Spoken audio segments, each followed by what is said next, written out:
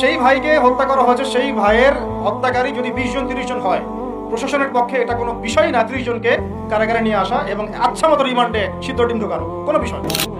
রিমান্ডে ওলামায়ে কেরামের পা ভেঙে দিতে পারেন, তাহলে এটা কেন পারছেন না? তাহলে আপনারা আসলে আমাদেরকে কানাকে মক্কা দেখাচ্ছেন এবং আমাদের সবাইকে বোঝানো হচ্ছে যে সবাই শান্ত থাকেন, কেউ কোনো রকমের টু শব্দ করবেন না। আচ্ছা, করলাম না, টু শব্দ করলাম না, শান্ত থাকলাম, ধৈর্য ধরলাম, ঠিক আছে। এরপরে যদি আরো 10 জনকে মারা হয় তখন, এরপর যদি আরো 10 জনকে মারা হয় তখন আপনি আমাকে গ্যারান্টি দেন যে মারা হবে না। আপনারা আমাদেরকে গ্যারান্টি দেন যে মারা হবে না।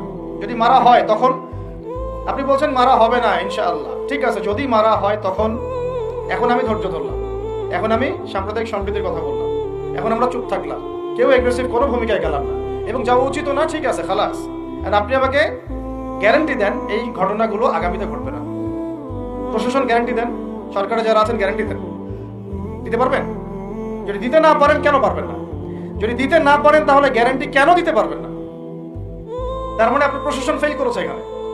সেই ভাইকে হত্যা করা হয়েছে, সেই ভাইয়ের হত্যাকারী যদি 20 জন 30 জন হয়, প্রশাসনের পক্ষে এটা কোনো বিষয় না 30 জনকে কারাগারে নিয়ে আসা এবং আচ্ছা মতো রিমান্ডে সিদ্ধ ডিম ঢোকানো কোনো বিষয় না। রিমান্ডে ওলামায়ে কেরামের পা ভেঙে দিতে পারেন, তাহলে এটা কেন পারছেন না? তাহলে আপনারা আসলে আমাদেরকে কানাকে মক্কা দেখাচ্ছেন, আপনারা কানাকে মক্কা দেখাচ্ছেন, এই তো। এখন যদি গ্যারান্টি না দিতে পারেন তার মানে এই সমস্যাটা থাকতে পারে। গ্যারান্টি না দিতে পারার অর্থই হচ্ছে আপনি নিজেই ভয় পাচ্ছেন, নিজেই আপনি শিওর না যে সমস্যাটা আসবে কিনা। কারণ আপনি জানেন যে আমি সমস্যাটাকে ডিল করতে পারি নাই, আসতেও পারে, এই জন্য আমি গ্যারান্টি দিতে পারছি না। আমাদের উপদেষ্টাদেরকে বলেন গ্যারান্টি দিতে যে এরকম ঘটনা আগামীতে আর কখনো ঘটবে না। আমরা তো সবাই শান্ত আছি, কেউ তো একটা টোকাও পর্যন্ত দেয়নি, কাউকে দিয়েছেন?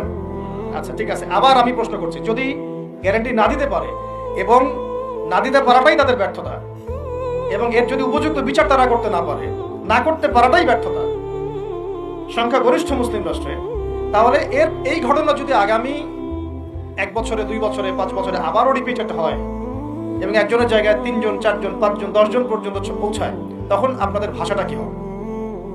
তখন আপনারা কি ভাষায় কথা বলবেন আর আমাদেরকে কি বুঝাবেন? এটা আমার প্রশ্ন।